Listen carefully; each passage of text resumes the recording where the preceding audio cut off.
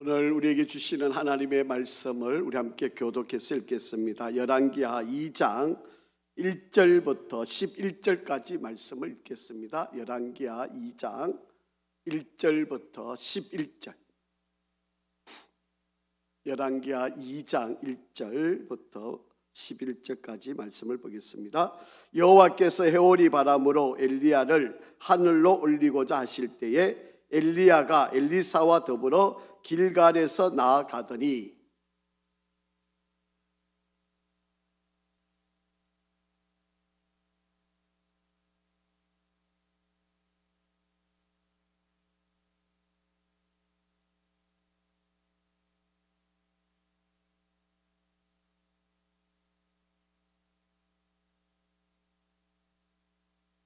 베델에 있는 선지자의 제자들이 엘리사에게로 나와 그에게 이르되 여호와께서 오늘 당신의 선생을 당신의 머리 위로 데려가실 줄을 아시나이까 하니 이르되 나도 또한 아노니 너희는 잠잠하라 하니라.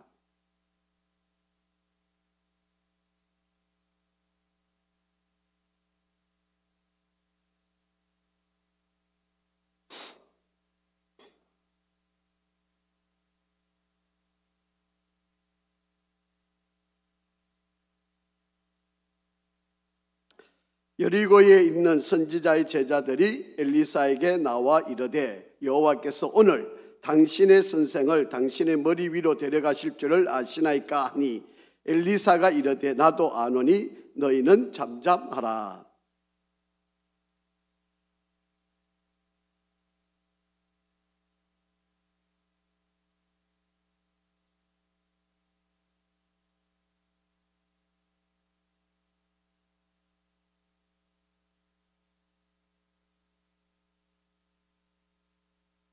'선지자의 제자 50명이 가서 멀리 서서 바라보며 그 두 사람이 요단가에 서 있더니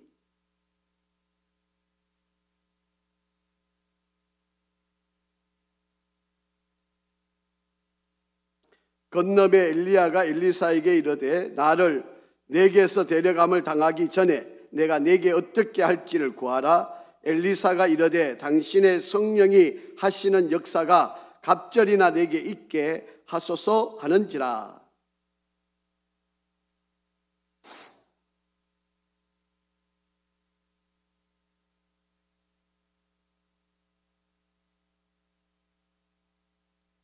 (11절) 같이 읽겠습니다.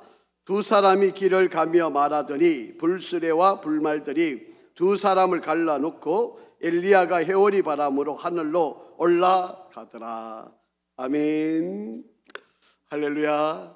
우리 한번 인사하시겠습니다. 하나님은 항상 선하십니다. 한 번 더 인사하겠습니다. 하나님은 항상 옳으십니다.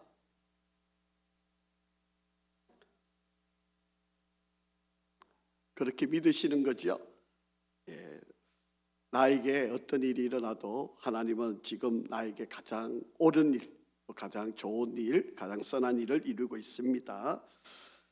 예. 오늘은 우리 열왕기하 우리 강해를 두 번째 시간을 이어가겠습니다. 예. 리더십 성계의 모범이라는 그런 제목으로 말씀을 좀 사실은 25절까지 다 읽어야 되는데 아마 시간이 조금 많이 걸릴 것 같아서 오늘 11절 앞부분만 말씀을 드리고 다음 주에 뒷부분의 말씀을 좀 이어가겠습니다. 얼마 전에 어느 초등학교에서 일어난 일인데요. 초등학교 5학년에 이제 이렇게 학년이 바뀌고 또 이게 학기가 이렇게 바뀌면 이 자리 배치를 이렇게 하게 된다 그럽니다. 그래서 남학생하고 여학생을 이렇게 짝을 짓도록 이렇게 하는데 이제 어느 이 초등학교에서 이 남학생이 아주 인기가 많았던 것 같아요. 그러니까 이 여학생이 그 남학생하고 짝이 되고 싶은 사람들 이름을 적어내라 그러는데 그 유독이 그 인기 있는 남학생한테 여학생 4명이 이름을 써낸 겁니다.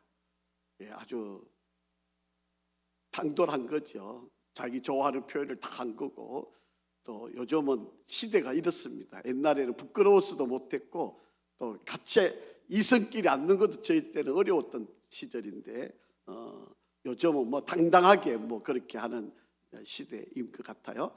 자, 그런데 이제 4대 1이 된 거 아닙니까? 그러니 선생님이 고민을 한 게 어떻게 할까? 도저히 할 방법이 없어서 여학생 4명한테 가위바위보를 시킨 겁니다. 그래서 이기는 친구한테 그 남자와 한 학기 동안 짝을 지어주게 하는 일이었습니다. 그래서 이 가위바위보를 했는데 정말 그렇게 원하던 여학생이 그 남자 학생하고 짝이 된 그런 이야기가 짤막하게 기록이 되어져 있는 내용을 봤습니다. 요즘 시대는요 옛날하고 조금 달라서 아니 뭐 저희들 자랄 때하고는 뭐 너무나도 확연하게 다른 그런 시대를 우리가 지금 살아가고 있는 현실입니다. 정권원 씨라고 하는 서강대학 교수가 영상세대의 출현과 인식론 혁명이라고 하는 그런 비교 분석을 한 자료를 이렇게 냈는데 문자 시대 그러니까 2000년 이전에 태어났던 사람들이 쓰던 사람들이 문자 시대고요. 2000년 이후에 태어난 사람들이 영상 시대입니다. 그러니까 영상 시대와 문자 시대가 확연하게 차이가 나는 그런 시대에 살고 있다. 그게 문자 시대는요 모든 걸 그래도 이성적으로 판단을 하고 결정을 하는데 영상 시대 2000년 이제 20대 초반 이제 10대들과 20대들은 모든 게 판단 기준이 감각적인 거예요. 눈에 좋으면 되고 예쁘면 되고 그런 판단을 가지고 살아가고요. 문자 시대에는 옳고 그름이 중요한 시대였는데 이제는 싫고 그름이 좋은 것 싫음이 판단의 기준이 됩니다. 그리고 문자 시대에는 미래가 어떻게 될 건가, 미래에 내가 덕이 될 건가, 손해를 볼 건가 이걸 기준으로 삼아 판단하는데 오늘날 아이들은 지금 좋으면 되는 거예요. 뭐 내일을 전혀 생각하지 않고 전혀 그런 데 기준이 없어요. 그냥 지금 당장 내가 하고 싶으면 하고 뭐 지금 당장 뭐를 하고 싶은 바로 그런 그 다음에 동질 지향 가치관 뭐 같은 생각, 같은 마음, 같은 이유들을 가진 사람들끼리 친하게 지내려고 근데 지금은 아이들은요 전혀 그런 데 동질성이 없습니다. 그냥 개인 플레이, 그냥 자기만 좋으면 되는 거죠. 그리고 문자 시대 사람들은 그래도 내가 하고 싶은 말이 있어도 안 하는 거죠. 절제를 할 줄 알았는데 요즘 아이들은 그냥 자기 표현을 다 하는 겁니다. 아까 이 초등학교 5학년 여학생들처럼 내가 좋으니까 그냥 남자친구하고 짝하고 싶다고 뭐 스스럼 없이 이렇게 하는 거죠. 그 남이 창조한 가치에 동의를 합니다. 아, 저 사람 참 훌륭하다, 잘했다. 그런데 이 영상시대의 아이들은 자기한테 옳은 것만 답이 되고 자기가 편리한 게 답이에요. 그리고 타인의식이 강합니다. 남이 어떻게 생각할까? 나를 어떻게 볼까? 이런 데 관심이 많고 또 그것 때문에 많은 행동에 제약을 갖는데 요즘 아이들은 전혀 그런 데 관심이 없습니다. 그냥 자기만 괜찮으면 되는 거죠. 또 감정을 억제할 줄 알았는데 요즘 아이들은 그냥 자기 감정을 그대로 표출하는 그런 시대고요. 문화의 수동적 향유, 그런데 요즘 아이들은 그냥 소비적인 그런 향유를 하고요. 그 다음에 이 문자 시대는 소유 중심이에요. 그런데 이 영상 시대 아이들은 사용자. 그러니까 우리는 땅을 한 평이라도 더 갖는 게 행복인데 아이들은 전혀 그런 데 기대를 하지 않습니다. 이런 전혀 다른 차원의 시대를 이제 살아가게 되는 그런 모습입니다. 제가 왜 지금 오늘 설교를 하고 이 열왕기하 2장을 읽었는데 왜 이런 말씀을 드리느냐? 자, 여러분, 우리가 알고 있는 위대한 선지자 중에 엘리야라고 하는 선지자가 있었잖아요. 지금까지 그 가장 악한 왕 아합이라고 하는 악한 왕 시대에 있었던 아합 왕 시대에 그렇게 모든 악의 기준처럼 보이는 아합 왕 시대에 하나님께서 쓰셨던 바로 그 선지자 엘리야. 그 엘리야가 이제 하나님께서 너 이제 사명 다 했다. 이제 내가 너를 데리고 가겠다. 그리고 이제 그 엘리야를 이어서 선지자의 사명을 감당하는 엘리사.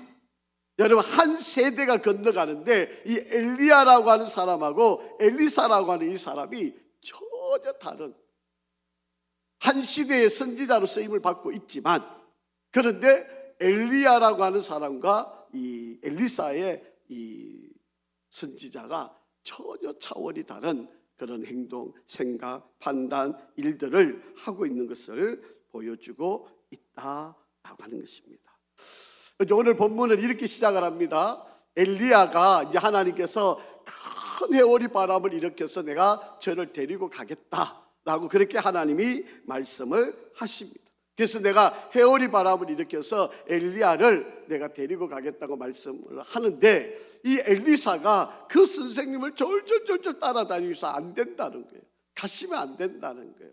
그러면서 엘리야가 가는 곳곳마다 이 엘리사가 끝까지 따라다니고 있는 바로 그런 모습을 볼 수 있게 됩니다. 그래서 길갈이라고 하는 도시에서, 그리고 베델이라고 하는 곳으로, 그리고 여리고라고 하는 곳으로, 또 요단강까지 이 엘리사가, 엘리야가 가는 곳이면 종종 따라다니는 바로 그런 모습입니다. 자, 여기에서 우리가 좀 특이한 한 가지가 발견이 되는데, 바로 이 엘리사 시대에 여러분 지역마다 선지 학교들이 많이 세워졌다는 거예요.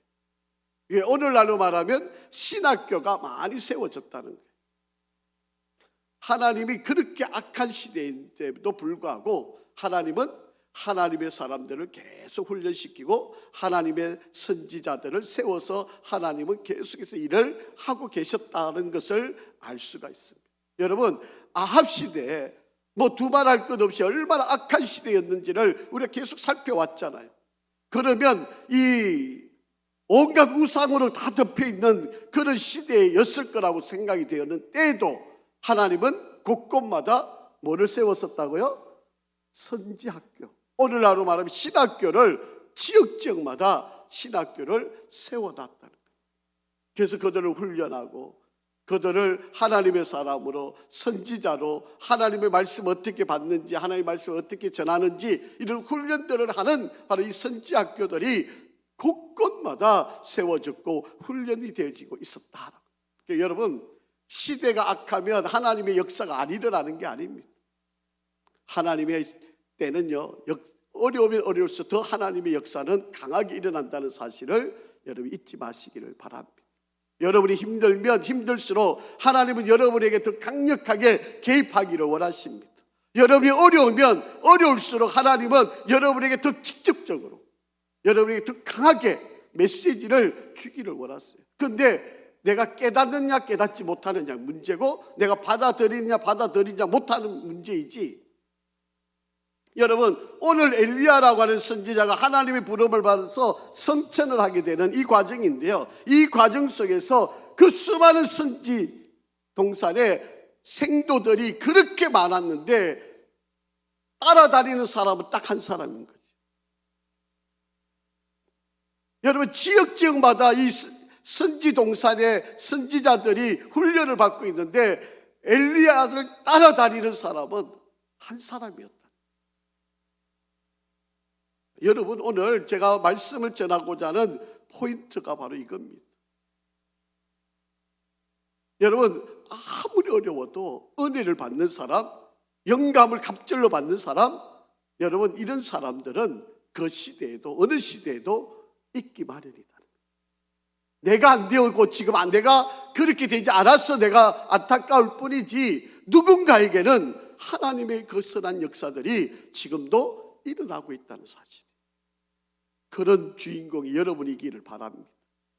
어떻게 하면 내가 그런 은혜를 누릴 수 있을까? 오늘 이 말씀을 한번 여러분이 좀 잘 한번 눈여겨보실 수 있기를 간절히 바랍니다. 자, 한번 2절 읽어보실까요? 상반절 시작. 엘리야가 엘리사에게 이르되 청하건대 너는 여기 머물라. 여호와께서 나를 베델로 보내시느니라 하니.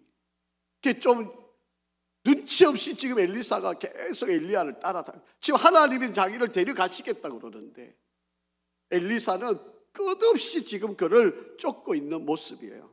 자, 여러분 가운데 보시면 빨간 이제 여기 표시가 되어 있는데 여기가 길갈입니다. 길갈, 베델, 여리고, 이제 요단강이잖아요. 여기가 여리고고 그다음에 요단강, 이렇게 엘리야가 계속 움직여가는 곳인데, 이 곳곳마다 이 길갈에도 베델에도 여리고에도 선지자들을 공부하고 하고 선지자를 가르치고 있는 학교들이 있었다는 거예요. 자, 그런데 이 길갈에서 이제 내가 베델로 가겠다. 그러니 너는 좀 여기 머물러 있어라. 내가 지금 하나님의 인도하심을 따라서 내가 회오리 바람을 타고 내가 하나님께 가야 되니까 너 좀 제발 좀 여기 있어라. 그렇게 타이르고 부탁하고 있는데도 불구하고 엘리사는요, 눈치가 없는 건지 코치가 없는 건지 그냥 엘리야를 그냥 끝까지 지금 따라다니겠다고 지금 발부둥 치고 있는 바로 그런 광경의 모습입니다. 자, 2절 하반절 한번 읽어보죠. 시작. 엘리사가 이르되 여호와께서 살아계심과 당신의 영혼이 살아있음을 두고 맹세하노니 내가 당신을 떠나지 아니하겠나이다 하는지라. 이에 두 사람이 어디로 갔다고요? 길갈에 있었는데 그 다음에 베델로 옮겨갔다. 지금 그렇게 이야기를 하고 있는 내용입니다. 여러분, 지금 엘리야가 제발 좀 따라오지 마라. 너 여기 좀 길갈에 남아 있어라. 그렇게 지금 부탁을 하고 있는데도 불구하고 엘리야는 아닙니다. 저 선생님 끝까지 따라갈 겁니다. 선생님 만류하지 마세요. 저는 선생님과 함께 가야 됩니다. 귀찮을 정도로 지금 이 엘리사가 선생님을 따르고 있는 바로 그런 이야기입니다. 여러분, 엘리야의 마지막을 함께하고 싶어하는 엘리사의 마음일지, 아니면 엘리사가 어떤 욕심이 있어 그런 건지, 엘리사가 어떤 선생님이고 자기를 여기까지 인도했던 엘리야를 쫓아다니면서 지금 계속해서 엘리야를 따르고 있는 바로 그런 광경을 우리가 지금 보고 있는 내용입니다. 자, 3절도 한번 보시죠.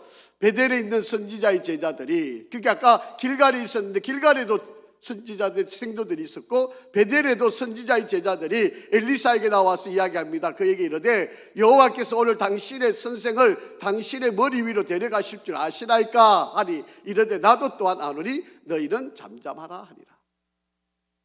지금 이야기를 보면 다른 생도들도 엘리야를 하나님이 데리고 가신다는 것을 알고 있었을까요? 모르고 있었을까요?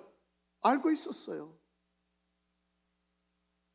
회오리 바람으로 엘리야를 하나님이 데리고 가신다고 하는 이 모든 이야기들이 아마 어떻게 전해졌는지 모르지만 지금 베델에 있는 선지동산에 있는 제자들도 알고 있었어요.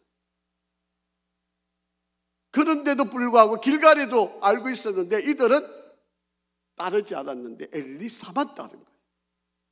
지금 이 본문 안에도 나오는 바로 이 베델에 있는 이 선지자들, 바로 이들도 알고 있는데도 불구하고 이들도 따르지를 않는 광경의 모습이다라고 하는 이야기입니다.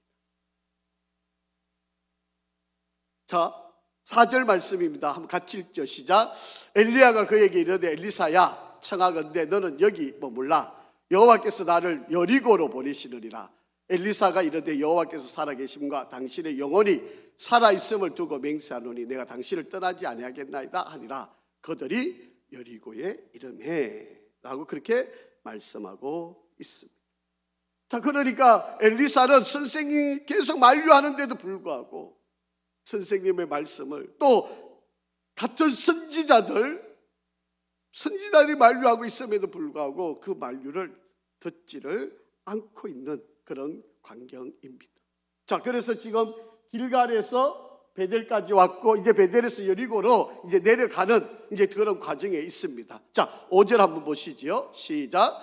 여리고에 있는 선지자의 제자들이 엘리사에게 나와 이르되 여호와께서 오늘 당신의 선생을 당신의 머리 위로 데려가실 줄 아시나이까 하니 엘리사가 이르되 나도 아노니 너희는 잠잠하라. 여리고에도 선지자들의 제자들이 있었다는 거죠. 선지학교가 있었다는 겁니다. 또 이들도 선생님인 엘리야가 들림을 받아서 갈 것을 알고 있었어. 그런데 정작 엘리야를 따르는 사람은 누구밖에 없어요? 엘리사밖에 없었다라고 하는 이야기입니다.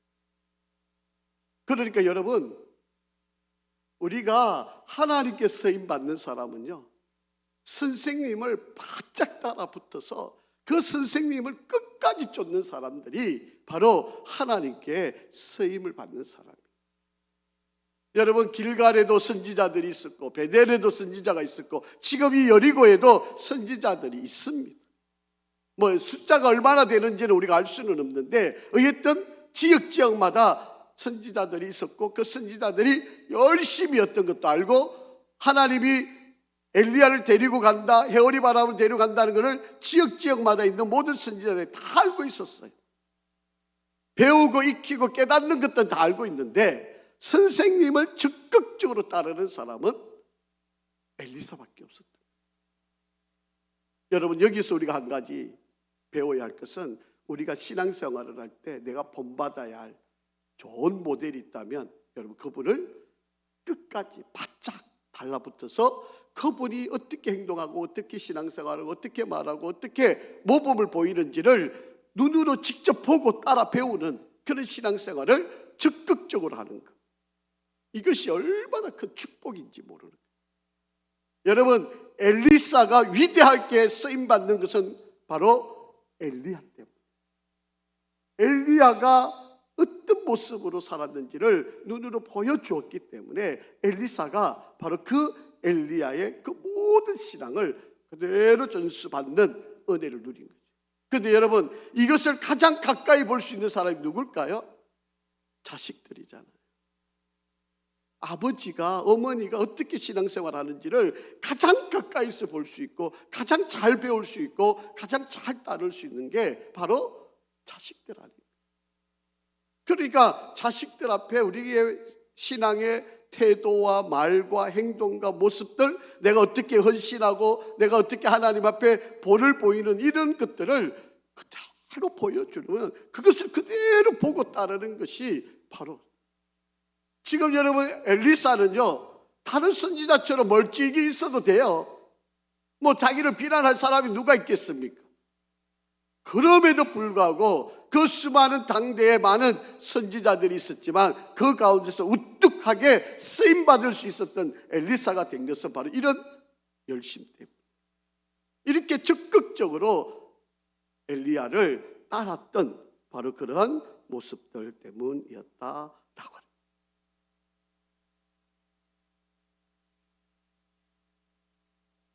자, 6절 한번 읽어보죠. 시작. 엘리야가 또 엘리사에게 이르되 청하건대 너는 여기 머물라. 여호와께서 나를 어디로 보내신다고요? 요단으로 보내시느니라 하니 그가 이르되 여호와께서 살아계심과 당신의 영혼이 살아있음을 두고 맹세하노니 내가 당신을 떠나지 않겠나 하는지라. 이에 두 사람이 어디까지 간 거예요? 요단까지. 길갈을 떠나서 베델에서 여리고에서 요단 강가까지 지금 이 두 사람이 거기에까지 함께 와 있었다. 여러분, 하나님이 그를 데리고 가시려면 뭐 길갈에서도 데리고 가실 수 있고요, 베델에서도 데리고 가실 수 있고요, 여리고에서도 데리고 가실 수 있어요. 그런데 왜 이 두 사람을 요단강까지 데리고 왔을까? 우리가 한번 좀 생각을 한번 해보시기를 바랍니다. 자, 이 요단강가에요. 자, 7절 한번 보죠. 시작. 선지자의 자 50명이 가서 멀리 서서 바라보며 그 두 사람이 요단가에 서 있다. 여기도 보니까 한 50명이 요단강가 멀리 떨어져서 선생님이 어떻게 하는지를, 또 엘리사가 어떻게 하는지를 멀리서 이들이 보고 있는 광경입니다. 왜 하나님이 얼마든지 그 여리고, 베델, 여러분 길갈 다 의미 있는 곳이잖아요.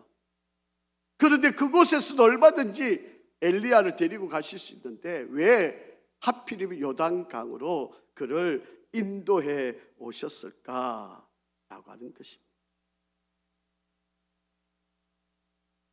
여러분,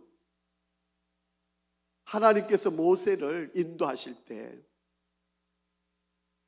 10가지 재앙을 일으키고 이스라엘 백성을 출애굽을 시켜서 홍해를 막다트리게 되었습니다. 그런데 그 홍해 앞에 모세가 섰을 때 그가 들고 있는 것은 지팡이입니다. 그 지팡이를 홍해를 가리키니까 홍해가 갈라지고 벽처럼 서게 되고 육지가 드러나고 이스라엘 백성들이 그 홍해를 육지처럼 건너서 가나안 땅을 향하여 갔던 거예요. 왜 하나님이 지금 요단강에 서게 하셨을까? 여러분, 여호수아가 요단강에 섰습니다. 여러분, 우리가 지금 지난번에 성지순례 하셨을 때는 아니지만 지금 가보면요, 이 요단강이 그렇게 그 거리가 이렇게 그렇게 깊거나 넓지가 않아요.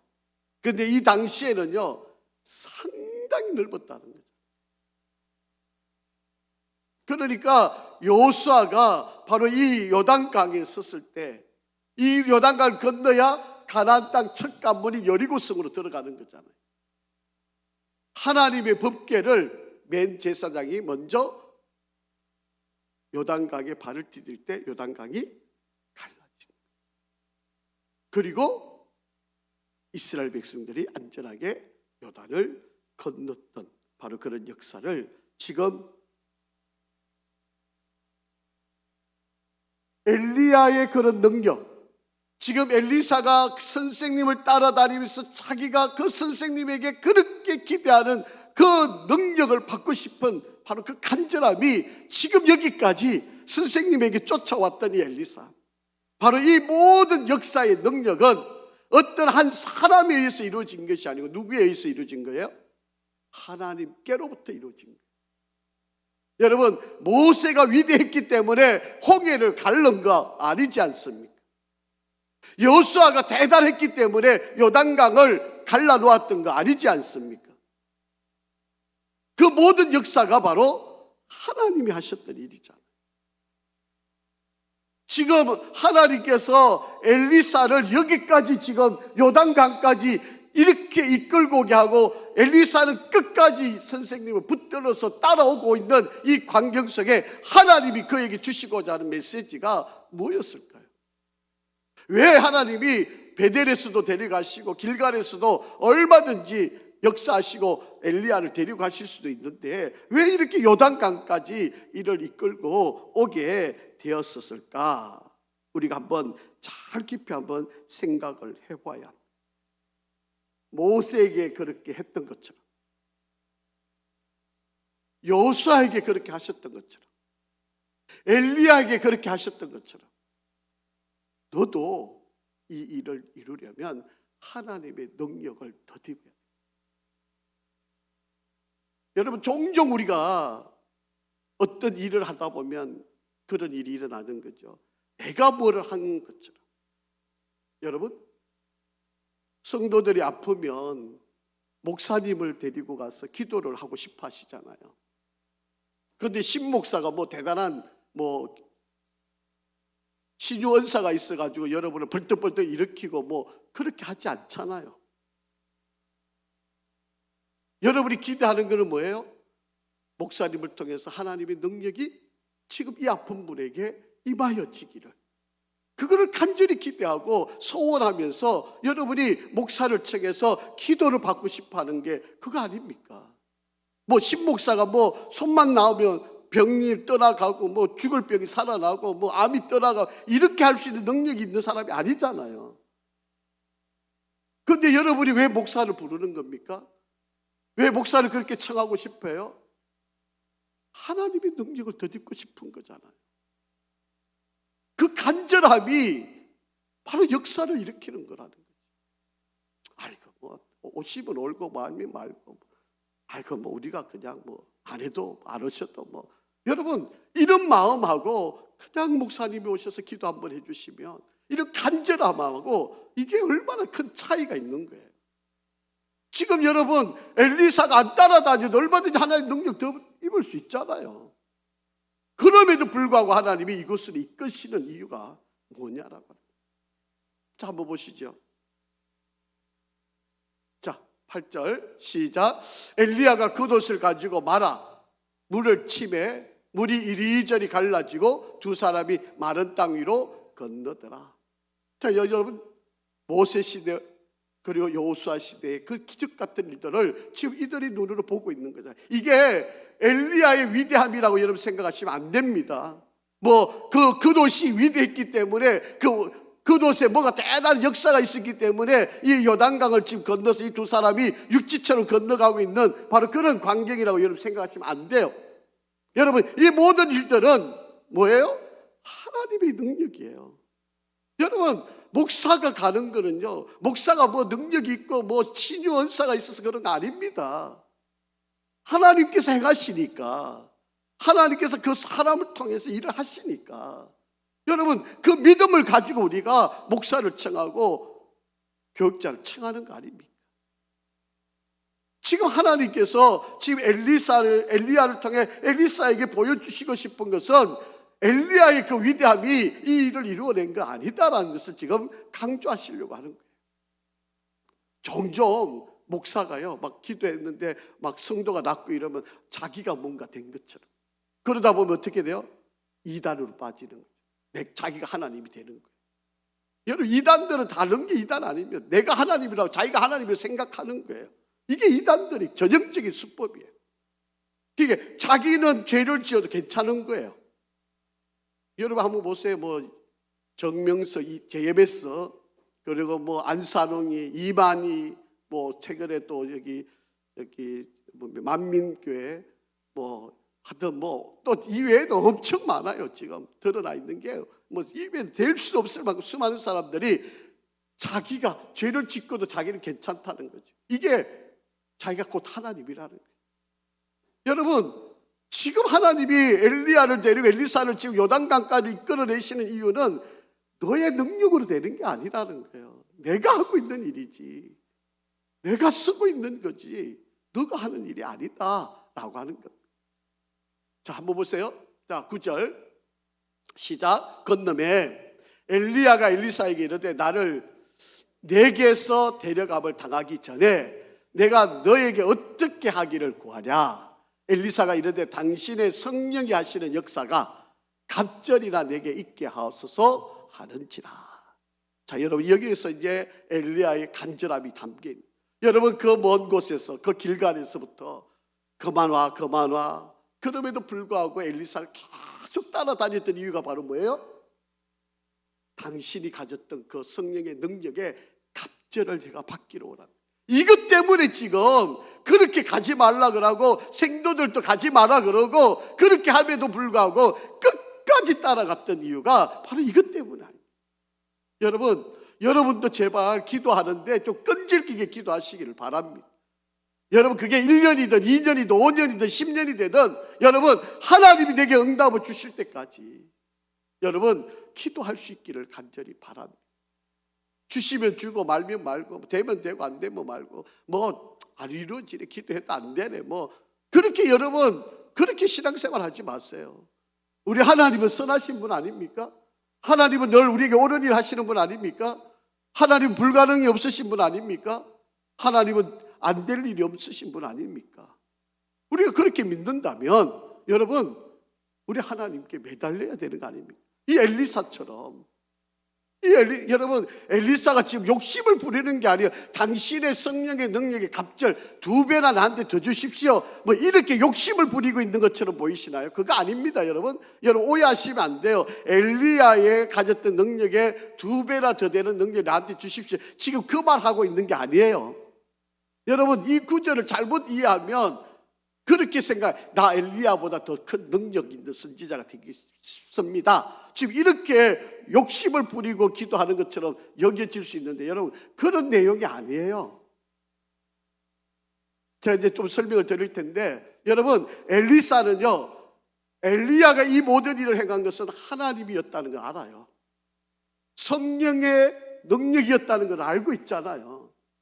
그렇기 때문에 여러분, 저와 여러분이 지금 나한테 있는 이 어려운 문제, 꼬여 있는 거, 상황이 풀리지 않는 거, 지금 답답한 거, 병이 있는 거, 이 모든 것들을 가지고 여러분 하나님께 기도하되 이 엘리사처럼 끈질기게 끝까지 매달려서 기도하고 응답 받을 때까지 기도하는 바로 그런 역사가 있기를 간절히 바랍니다.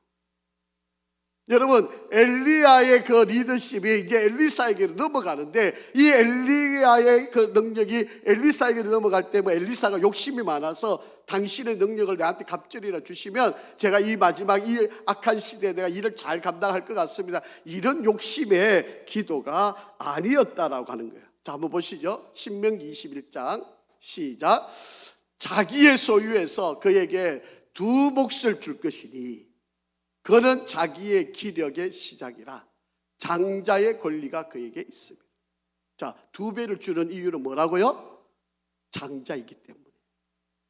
하나님께서, 여러분, 아버지가 자식한테 다른 아들이 여럿이 있는데도 불구하고 장자한테 두 배를 더 주는 것은 너가 나를 이어가야 할 기업이기 때문에. 그래서 두 배를 주는 거예요. 나머지는 다 하나씩 주는데 장자에게만 두 배를 주는 거예요. 이거는 바로 너가 나의 일을 이어가야 할 자.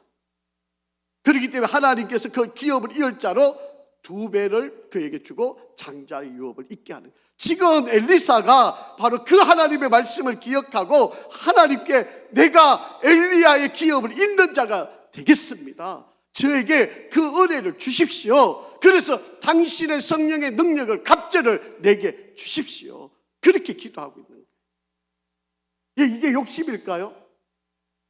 이게 얼마나 엘리사에게 있어서 간절함이겠어요. 내가 정말 하나님께 좀 제대로 쓰임시 받고 싶습니다. 제가 좀 하나님의 능력을 좀 드러내겠습니다. 나를 좀 사용해 주십시오. 그래서 지금 엘리야를 이렇게 쫓아온 거 아닙니까? 기적같이 지금 요단강을, 마른 땅을 건너서 온 거, 역사를 이루어 본 거 아닙니까? 그래서 하나님께 기도하는 거죠. 엘리야의 성령의 능력의 갑절을 내게 주십시오. 제가 엘리야의 그 하나님의 사명을 이어받아서 제가 그 사명을 감당하겠습니다. 지금 그렇게 기도를 하고 있다라고. 여러분, 지금 이 엘리야가 떠난 이 시대가요, 얼마나 어려운 시대입니까? 아무도 일을 하지 않으려고 하는 시대예요. 누가 하나 책임지려고 하지 않는 시대예요. 다 그냥 편안히 안정되게 그냥 좋은 게 좋은 것처럼 지내고 싶은 시대예요. 괜히 고생할 필요 없잖아요. 괜히 어려움 당할 필요 없잖아요. 그냥 그렇게 살아도 누가 하나 손가락질 하지 않는 그런 시대. 그럼에도 불구하고 내가 엘리야가 목숨 걸고 갈멜산에서 저들과 싸워서 이겼던 것처럼 제가 그렇게 쓰임받고 싶습니다. 이 간절함 때문에 선생님을 그렇게 따라다녔다. 여러분, 여러분에게도 이런 간절함과 이런 기대가 있기를 간절히 바랍니다. 그저 뭐 돈 많이 벌게 해주십시오, 저 그냥 출세하게 해주십시오, 저 그냥 건강하게 해주십시오. 여러분, 이런 기도가 하나님께 응답이 될 것 같습니까? 하나님, 저 고쳐주시면 하나님 일 하겠습니다. 저 돈 많이 벌면 하나님 사업을 위해서 제가 헌신하겠습니다. 여러분, 이렇게 기도하는 사람하고 나 돈 많이 벌어서 내 자식한테 주고 내가 잘 먹고 잘 살겠습니다, 이렇게 기도하는 사람하고 하나님이 어느 사람 쓰시겠습니까? 어느 사람이 복을 줄까요? 여러분 건강을 위해서 기도 많이 하는데 그 건강을 위해서 기도하면서 어떻게 기도하고 있어요? 그냥 내가 건강하고 그냥 죽을 때까지 안 아프고 살면 하나님 그게 은혜입니다, 이렇게 생각하시나요? 여러분, 그거 하나님께 좋은 기도 아닙니다. 하나님 저에게 건강 주시면 뭐 하겠다고요? 대답 좀 하세요. 마스크 쓰고 계셔가지고. 여러분, 건강 주시면 뭐 하시겠다고요? 여러분, 두 다리가 튼튼할 때 뭐 해야 되겠습니까? 전도하겠다 그래야죠. 하나님, 저 열심히 전도하겠습니다, 그러니까 건강하게 해주십시오. 병 안 걸게, 또 병이 좀 낫게 해주시고요. 나 전도하고 싶은데 돈이 없습니다, 저한테 돈 좀 주세요, 이렇게 기도 한번 해보세요. 하나님 돈을 안 따라주시는가? 저 나이 먹고 잘 살 것만 가라고 자식한테 줄 것만 생각하니까 하나님 돈을 안 붙이시는 거예요. 건강을 안 주시는 거 아닙니까? 여러분, 엘리사처럼 아무도 일하지 않는데 제가 일하겠습니다. 제가 엘리야의 그 사명을 이어받아서 일하겠습니다. 제 목숨 내놓게. 지금 그런 고백 아닙니까? 지금 내가 그렇게 헌신하겠습니다, 지금 이렇게 고백하면서 지금 나가고 있는 거 아니냐라고 하는 거예요. 창세기 한번 읽어볼까요? 창세기 32장 25절 26절 시작. 자기가 야곱을 이기지 못함을 보고 그가 야곱의 허벅지 관절을 치매 야곱의 허벅지 관절이 그 사람과 실험할 때 어긋났더라. 그가 이르되 날이 세려하니 나로 가게 하라. 야곱이 이르되 당신이 내게 축복하지 아니하면 가게 하지 아니하겠나요? 여러분, 야곱이 실험하면서 천사를 놓지 않잖아요. 나에게 축복을 해주셨다.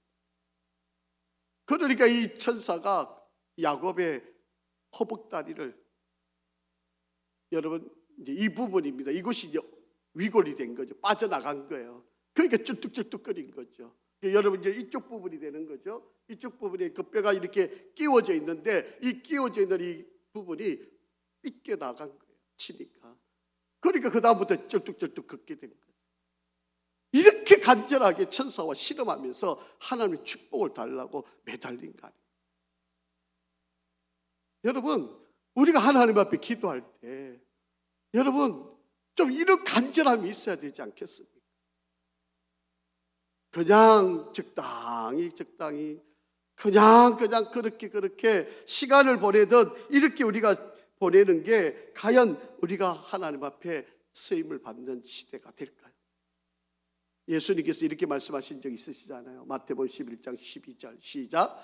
세례 요한의 때부터 지금까지 천국은 어떤 자? 침노를 당하나니 침노하는 자는 빼앗느니라. 여러분, 천국은 빼앗는 자가 갖는 겁니다. 여러분, 빼앗는 기도를 좀 하시기를 바랍니다. 여러분, 좀 욕심 있는 기도를 좀 하세요. 여러분, 기도하면서 하나님, 또 우리 교회에서 정말 큰 기업을 일으키는 그런 기업가도 나오고 정말 시대를 움직이는 인물도 나오고 다음에 좀 하시죠. 여러분이 안 됐다고 지금 포기하는 겁니까? 아니, 여러분 자식 없어요? 여러분 자녀들이 그냥 이렇게 사는 걸로 괜찮습니까? 여러분 좀 욕심 있게 좀 기도하세요. 다음에 좀 하시죠. 여러분, 천국은 빼앗는 자 거라고 그러잖아요. 여러분, 좀 우리가 한 번 인생 살아가는 길인데 엘리사처럼 하나님, 나 이때 한번 쓰임 받고 싶습니다. 나 이때 한번 하나님 마음껏 쓰는 사람 되고 엘리야 주께서 주셨던 그 영경의 갑절을 좀 제가 받고 싶습니다. 그렇게 지금 기도하고 있는 거 아닙니까?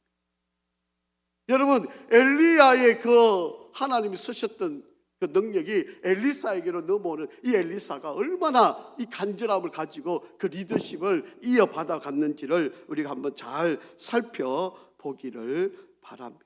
자, 10절 한번 보죠. 시작. 이르되 네가 어려운 일을 구하는도다. 그러나 나를 내게서 데려가시는 것을 네가 보면 그 일이 내게 이루어지려니와 그렇지 않으면 이루어지지 아니하리라 하고 그렇게 말씀합니다. 소원대로 될 거다. 지금 그렇게 말씀하고 있습니다. 자, 여러분, 이제 여러분에게 한번 질문을 하고 싶어요. 여러분의 기도가 얼마나 간절한지, 여러분의 기도가 얼마나 간절한지 한번 여러분 생각을 한번 해보시기를 바랍니다. 내가 지금 하나님께 매달리고 있는데 얼마나 지금 여러분 매달리고 있어요. 하나님 보시기에 아이고, 안 주면 안 되겠구나. 내가 너한테 이렇게 매달리는데 내가 복을 안 줄 수가 없구나. 이렇게 돼야 되는 거 아닙니까? 라오디게 교회처럼 입에서 그냥 토해내야 될 만큼 미끈찌끈찌끈해가지고 그냥 뭐 찹지도 않고 뜨겁지도 않고, 여러분 그러면 토할 수밖에 없는 거예요.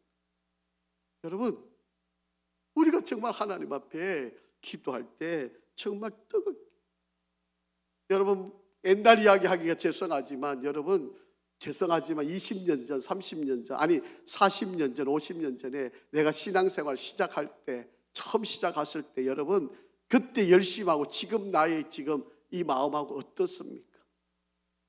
더 좋아지시고 있어요? 그때보다 더 간절하시나요? 아마 대부분 열이 아닐걸요? 뭐 저도 부끄럽죠. 저도 목사 안수 받을 때는 뭐 빈들이든 산골이든 어디든 가겠다고 욕심하고 왔는데 마음속에 어디다 보니까 서울 오고 싶어가지고 제가 부산에 있으면서도 그냥 서울 오는 게 그냥 꿈이었고 기도였고 하나님의 은혜로 또 서울까지 왔는데 그때 그 간절함보다 더 할까? 여러분, 우리 다시 한번 회복하기를 원합니다. 정말 우리가 다시 한번 정말 그때 그렇게 소중했던 여러분 다 그런 때가 있었잖아요. 이 엘리사처럼 하나님의 능력이 아니면 내가 살 수 없었다. 하나님의 능력만이 내가 살아날 수 있는 길이었다. 여러분 그렇게 매달렸던 때가 있었잖아요. 지금 그런 간절함이 저와 여러분에게 있느냐라고 하는 거예요. 여러분 새벽 기도에 정말 내가 열심인지, 정말 내가 정말 목숨을 걸 만한 일인지, 정말 내가 모든 걸 걸고 지금 기도하고 있는지, 정말 우리가 한번 그냥 폼만 잡고 있는 건지 우리가 한번 좀 생각을 해봐야 할 필요가 있습니다. 자, 11절입니다. 두 사람이 길을 가며 말하더니 불수레와 불말들이 두 사람을 갈라놓고 엘리야가 해오리 바람으로 하늘로 올라가더라. 하나님께서 데리고 가신 사건이 이루어진 거예요.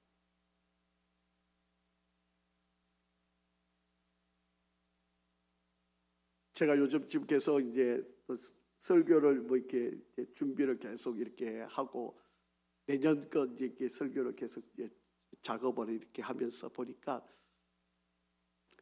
죽음을 보지 않고 천국에 올라간 사람이 두 사람이 있잖아요. 누구죠? 에녹하고 엘리야잖아요. 그런데 이 두 사람 차이가 있죠. 둘이는 다 죽음 보지 않고 천국 올라갔는데 에녹은 300년 동안 하나님과 동행하다가 올라간 사람. 엘리야도 위대하지만 여러분 에녹은요 300년 동안 하나님과 동행하다가 죽음을 보지 않고 올라간 사람. 여러분 우리가 신앙생활하면서 저와 여러분도 정말 하나님과 평생을 동행하며 살아가는 은혜도 필요하고요. 엘리야와 엘리사처럼 이렇게 좋은 리더십이 이렇게 연계가 되어 가지고 잘 이어져가는 바로 이런 모습도 우리가에게 이루어지는. 그래서 우리 신앙이 이렇게 정말 잘 대를 이어가게 하는 바로 이런 역사를 만들어가는 것도 이게 얼마나 큰 축복인지 모르겠습니다. 사랑하는 성도 여러분, 정말 우리에게 다시 한번 기도의 불을 붙여달라고, 정말 간절함의 기도의 역사가 우리에게 있게 해달라고 기도하시고 정말 하나님 앞에 이 한 해도 더 승리하시고요. 여러분 이 무더운 여름이 기도가 게을러질 시간인데 오히려 더 기도할 수 있는 시간이잖아요. 여러분 더울 때 교회 오면 정말 시원합니다. 여러분 정말 새벽 기도 오면요, 여러분 새벽 기도 시간 얼마나 시원한지 몰라요. 여러분 우리 교회만큼 이렇게 좋은 기도할 수 있는 시간, 이렇게 넓은 장소 어디 있겠습니까? 소리 질러도 여러분 누가 뭐라 할 사람 아무도 없습니다. 다른 교회는요 이 방음이 안 돼가지고 막 시끄럽다고 난리치는데 여러분 우리 교회 지하실은요 시원하고 소리 질러도 뭐 누가 하나 여러분 마음껏 기도할 수 있어요. 여러분 지금이 바로 기도할 때이고요, 간절함이 필요할 때이고요, 엘리사처럼 하나님의 성령의 능력 갑절을 구할 때 여러분 엘리사에게 그 은혜가 임하여서 한 시대에 귀하게 쓰임 받았던 것처럼 저와 여러분도 이러한 은혜가 있기를 주의 이름으로 축복합니다. 아버지 하나님 은혜를 감사합니다. 힘들고 어려운 시절에도 엘리야를 이어 엘리사가 하나님 앞에 귀하게 세움받고 쓰임받는 것처럼 우리에게도 이러한 간절함의 은혜와 역사가 함께할 수 있도록 인도하여 주시옵소서. 우리 성도들 저마다 기도의 제목들이 있습니다. 하나님의 은혜 가운데 인도하시고 하나님의 큰 역사가 함께하도록 도와주시옵소서. 예수 그리스도 이름으로 기도합니다. 아멘.